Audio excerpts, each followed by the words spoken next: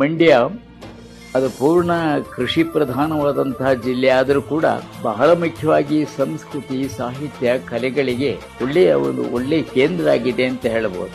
ಮತ್ತೆ ಕನ್ನಡ ಏನಾದರೂ ಶುದ್ಧವಾಗಿ ಉಳಿದಿದ್ರೆ ಮಂಡ್ಯ ಜಿಲ್ಲೆಯಲ್ಲಿ ಯಾವುದೋ ಬೇರೆ ಭಾಷೆ ಬೆರಕೆ ಆಗ್ಲಿಕ್ಕೆ ಇಲ್ಲಿ ಅವಕಾಶ ಹೆಚ್ಚಾಗಿಲ್ಲ. ಅದರಿಂದ ಅಂತಹ ಒಂದು ಅಚ್ಚ ಕನ್ನಡದ ನೆಲದಲ್ಲಿ ನಡೀತಾ ಇರುವಂತಹ ಈ ಅಖಿಲ ಭಾರತ ಸಮ್ಮೇಳನ ಯಶಸ್ವಿ ಆಗಲಿ ಅಂತ ನಾನು ಹಾರೈಸ್ತೇನೆ.